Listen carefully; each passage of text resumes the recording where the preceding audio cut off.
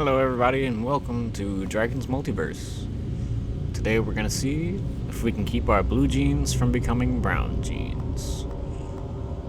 We're here with a game called either Dagon or Dagon.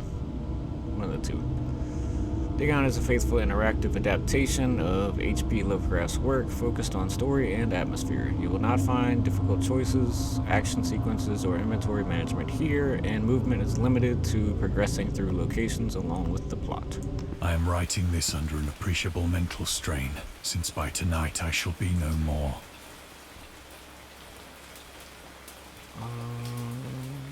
Okay. Let's see. During the game, you'll encounter interactive elements. Some of them will allow you to continue your journey. Others reveal interesting facts about the original short story, its historical background, and the author. Some of the trivia is hidden. In order to find these secrets, focus your eyes and look for the Elder Sign. Okay. Penniless, and at the end of my supply of the drug which alone makes life endurable, I can bear the torture no longer, and shall cast myself from this garret window into the squalid street below. I feel... Do not think from my slavery to morphine that I am a weakling or a degenerate. Not the thunder. Is there like a... Yes, options, okay. Audio...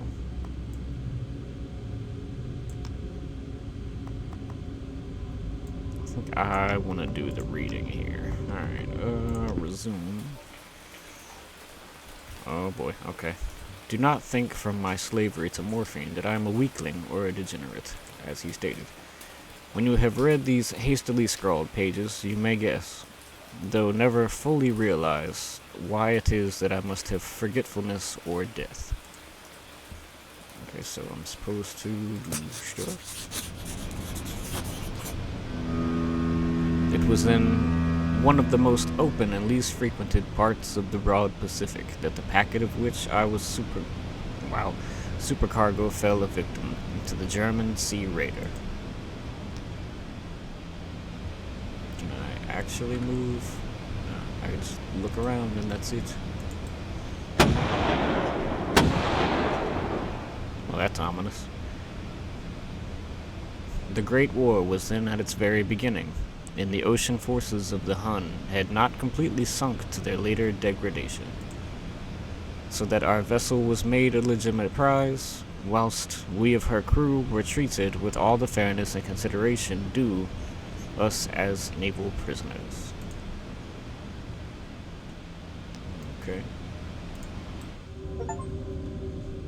The Huns. The Huns were Central Asian nomads who established a dominion in Europe and invaded the Roman Empire in the 5th century AD.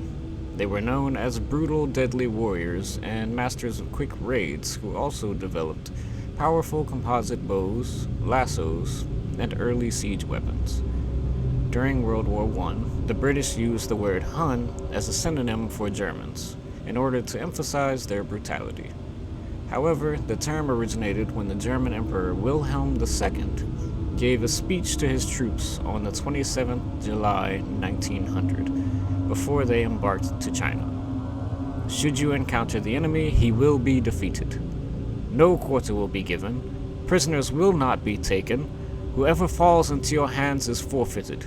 Just as 1,000 years ago the Huns under their king Attila made a name for themselves, one that even today makes them seem mighty in history and legend. May the name German be affirmed by you in such a way in China that no Chinese will ever again dare to look cross-eyed at a German. The refusal to take prisoners was a clear breach of the laws and customs of war adopted during the First Hague Convention of 1899.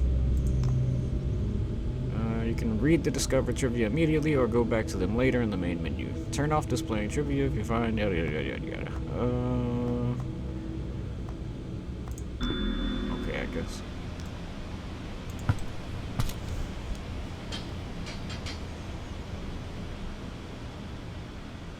So liberal indeed was the discipline of our captors that 5 days after we were taken, I managed to escape alone in a small boat with water and provisions for a good length of time.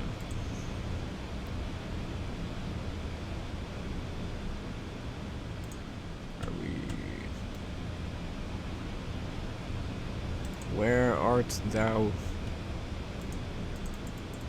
Oh, there we are.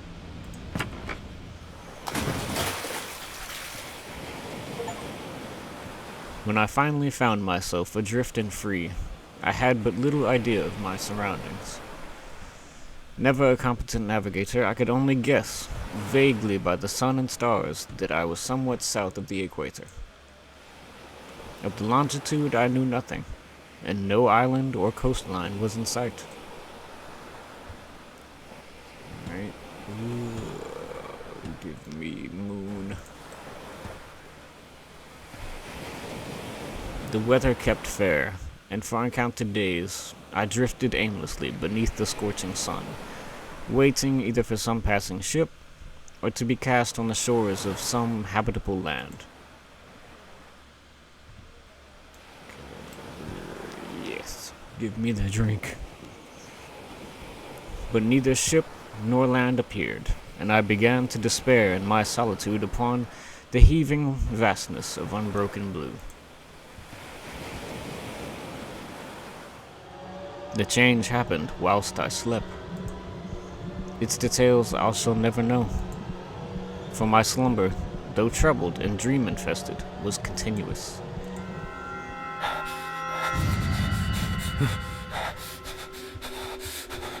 Well, that's not good.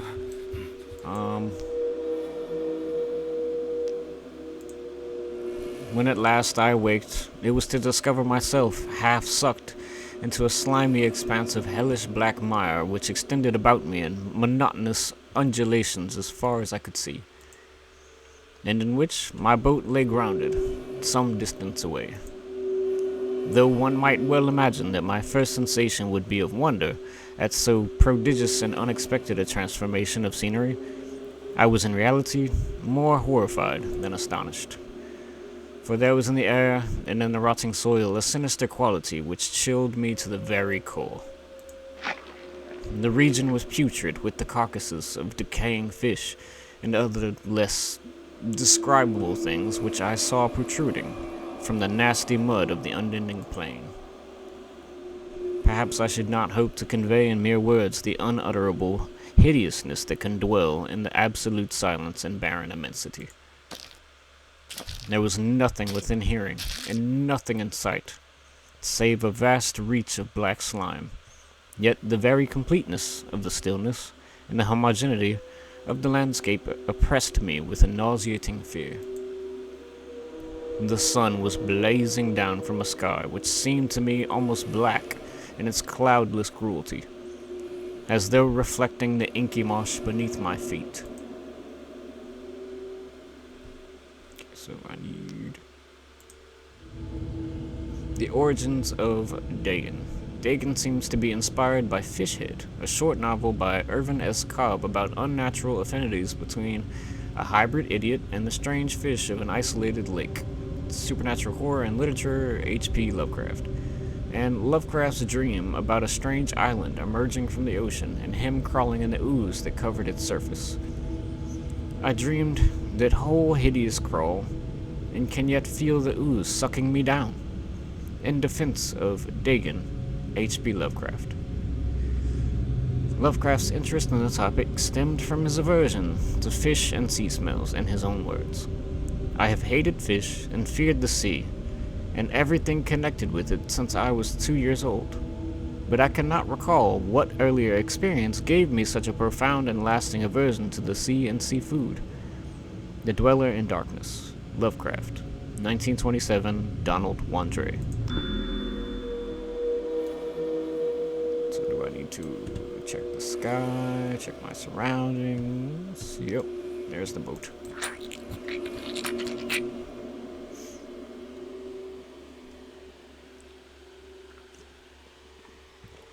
As I crawled into the stranded boat, I realized that only one theory could explain my position. Through some unprecedented volcanic upheaval, A portion of the ocean floor must have been thrown to the surface, exposing regions which for innumerable millions of years had lain hidden under unfathomable watery depths. So great was the extent of the new land which had risen beneath me that I could not detect the faintest noise of the surging ocean, strain my ears as I might. Nor were there any seafowl to prey upon the dead things.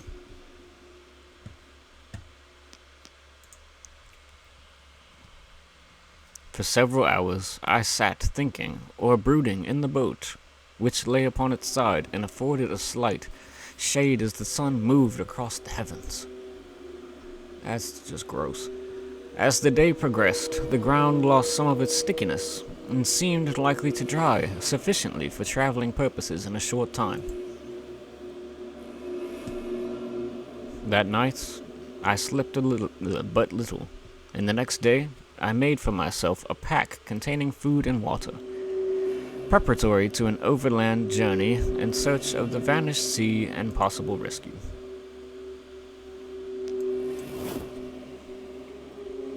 On the third morning, I found the soil dry enough to walk upon with ease.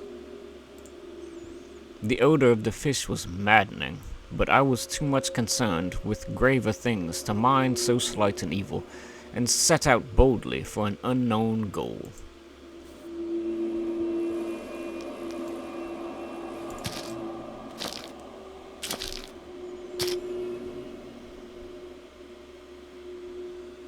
Well, this is quite the pleasant landscape, I would say.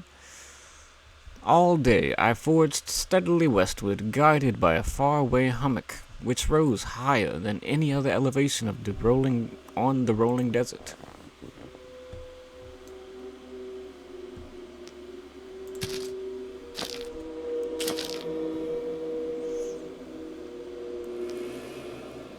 Look at the whale and the bones.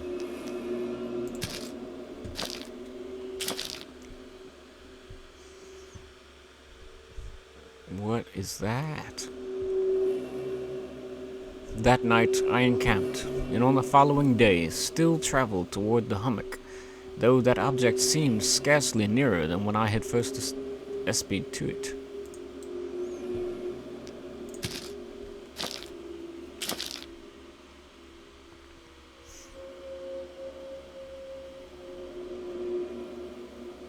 By the fourth evening, I attained the base of the mound, which turned out to be much higher than it had appeared from a distance.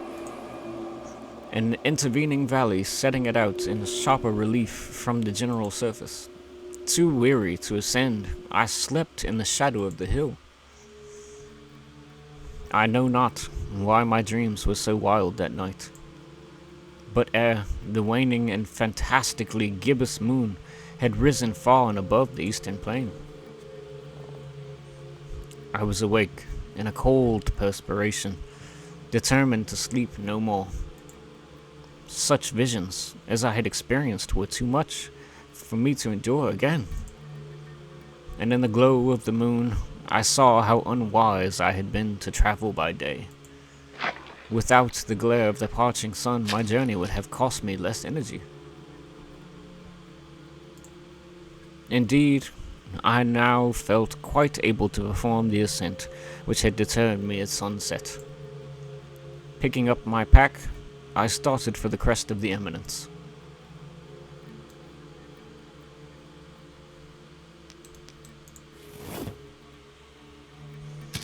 I have said that the unbroken monotony of the rolling plain was a source of vague horror to me. But I think my horror was greater when I gained the summit of the mound and looked down the other side and into an immeasurable pit or canyon, whose black recesses the moon had not yet soared high enough to illumine. I felt myself on the edge of the world, peering over the rim into a fathomless chaos of eternal light. Through my terror ran curious reminiscences of Paradise Lost, and of Satan's hideous climb through the unfashioned realms of darkness. As the moon climbed higher in the sky, I began to see that the slopes of the valley were not quite so perpendicular as I had imagined. Ledges and outcroppings of rock afforded fairly easy footholds for a descent. Whilst after a drop of a few hundred feet, the declivity became very gradual.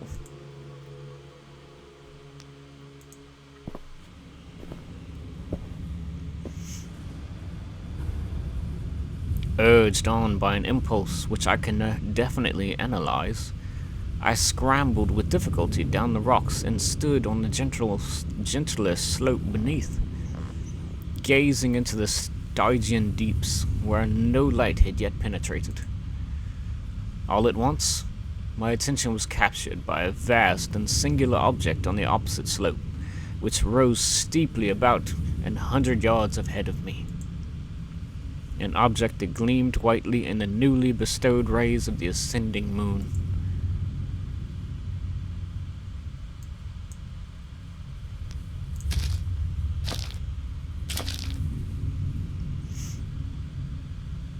That it was merely a gigantic piece of stone, I soon assured myself.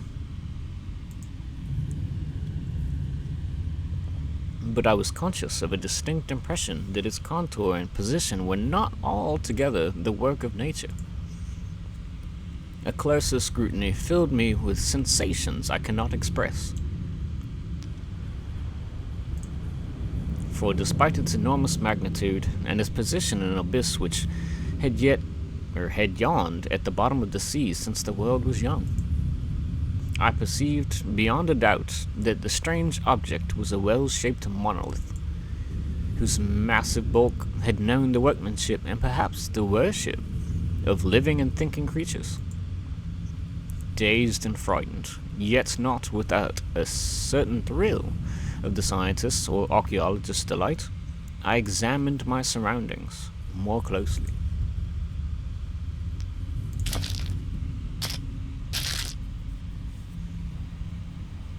Nope, now it's wet.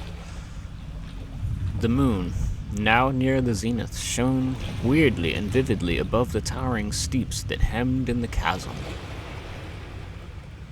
I really don't know if that should be spooky or cool.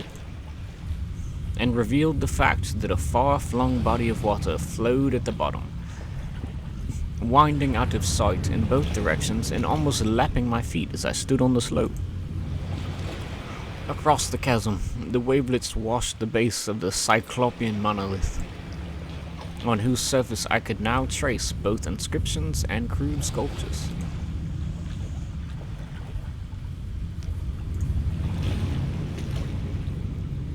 The writing was in a system of hieroglyphics, unknown to me and unlike anything I had ever seen in books,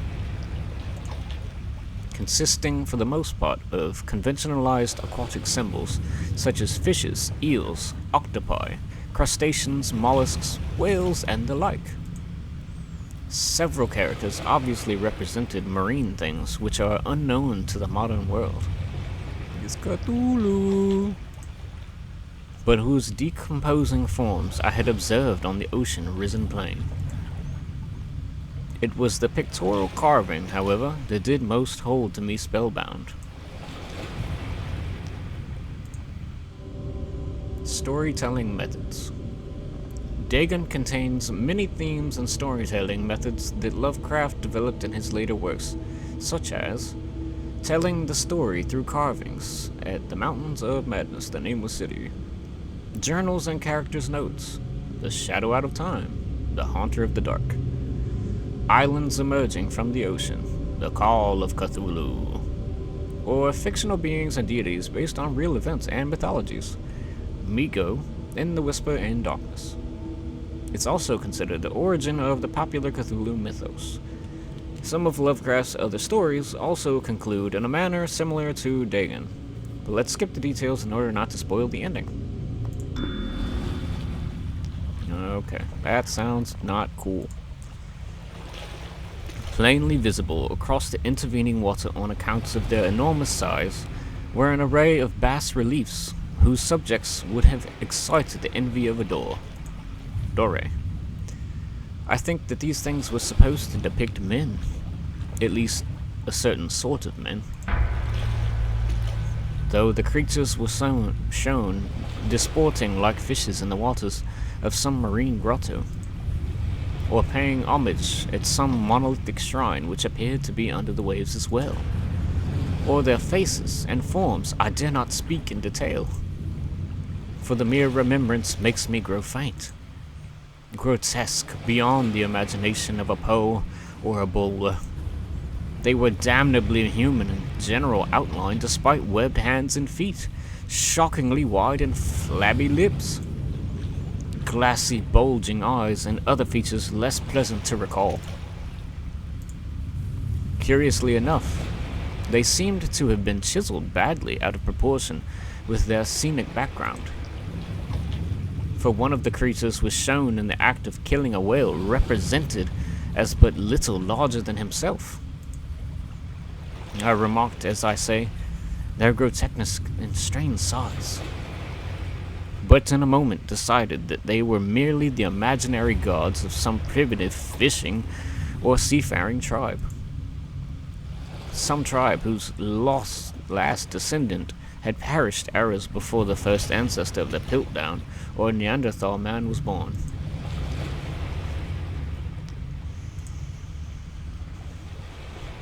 Awestruck at this unexpected glimpse into a past beyond the conception of the most daring anthropologist, I stood musing, whilst the moon cast queer reflections on the silent channel before me. Then suddenly I saw it. With only a slight churning to mark its rise to the surface, the thing slid into view above the dark waters. Fuck! Vast, Polyphemus-like, and loathsome, it darted like a stupendous monster of nightmares to the monolith, about which it flung its gigantic scaly arms, the while it bowed its hideous head and gave vent to certain measured sounds.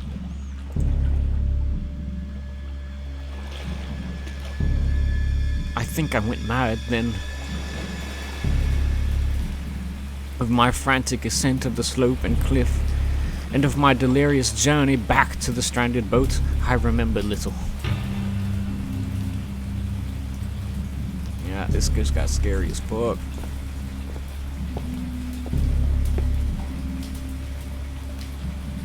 Oh, it's worse. I believe I sang a great deal, and laughed oddly when I was unable to sing. Yeah, you're going a little mad there, my guy.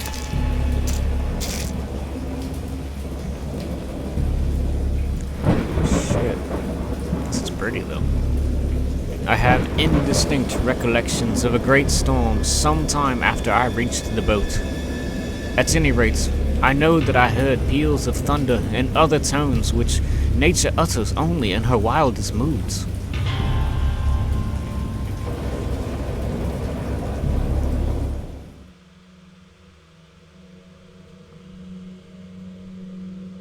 What?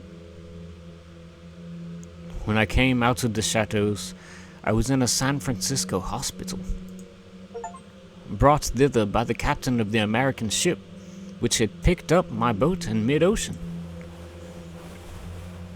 In my delirium, I had said much, but found that my words had been given scant attention. Of any land upheaval in the Pacific, my rescuers knew nothing. Nor did I deem it necessary to insist upon a thing which I knew they could not believe.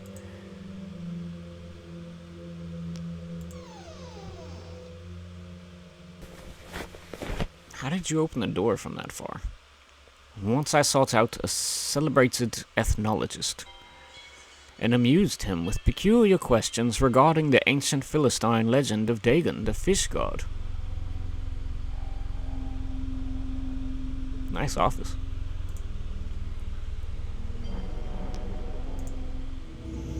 Dagon. Oh, Dagon. Excuse me. Dagon was the main deity of the Philistines, worshipped throughout the Middle East as the ancient god of fertility and crops. In Hebrew, the word Dagon was a common noun for grain, The rulers of Akkad, Mesopotamia, chose him as the patron saint of their war conquests. He also appeared as the judge of the dead in an Assyrian poem and an underworld prison warder in one of the Babylonian texts. He is often mistakenly taken for a fish god, due to the wrong interpretation of his name, as in Hebrew, the word dag means fish. In H.P. Lovecraft's works, Dagon is an underwater deity ruling over the deep ones, a humanoid race with fish traits that resides in the oceans. He is worshipped by a secret cult called the Esoteric Order of Dagon. What's happening?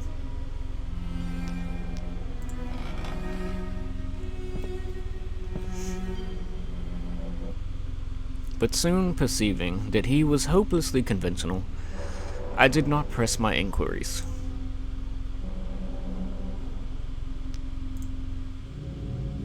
August Derleth and the Cthulhu Mythos. August Derleth was an American writer and anthologist. He also befriended Lovecraft and published many of his works through his company, Arkham House. Although he greatly contributed to the popularization of the author's works after his death, he is surrounded by numerous controversies. One of his most questionable decisions involved introducing the good versus evil doctrine. Derleth was a devout Catholic to the Cthulhu mythos, which contrasted with Lovecraft's view of the world and his approach to cosmic horror. As a result, the author's works are often misunderstood and misrepresented in today's culture.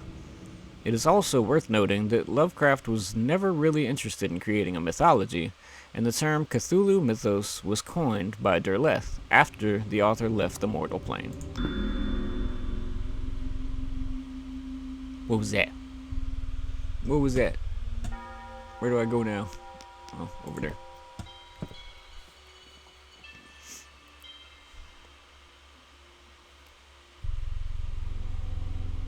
Okay. Supposed to do the door. Go to the door.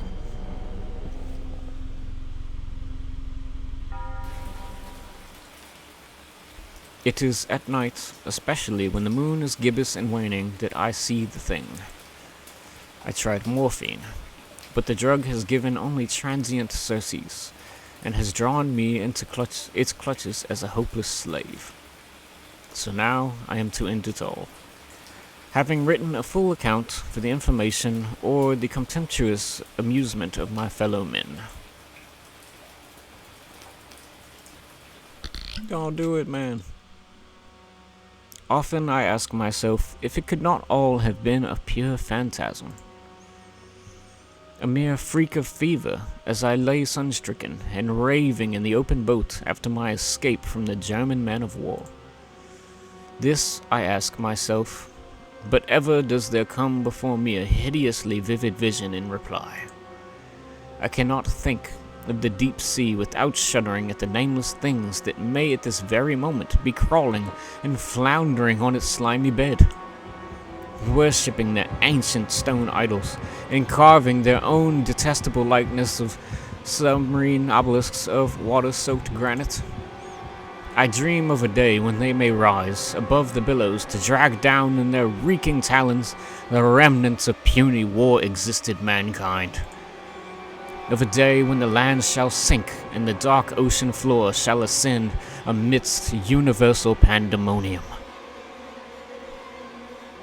That's fucking insane, bro.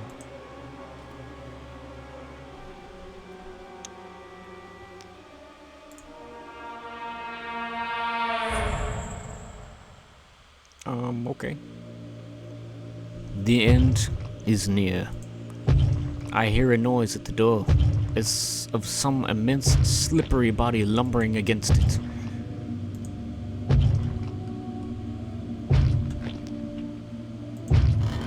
It shall not find me.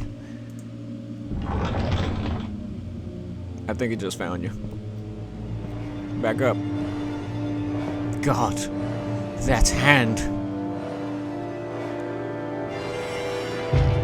You've been found. The window! The window! Go, go, go. Woo. Okay, maybe you should have not jumped out the window. Okay, he jumped out the window, and that was that.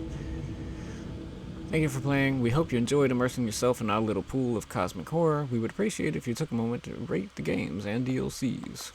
I shall do that after I've played the DLCs. Thank you guys for joining me in this video. Hope you're having a happy October. And by happy, I mean getting, you know, some good old brown streaks in your pants. Well, hope you guys enjoyed the video. Take a moment to like, comment, and subscribe. And I'll see you in the next one. Later.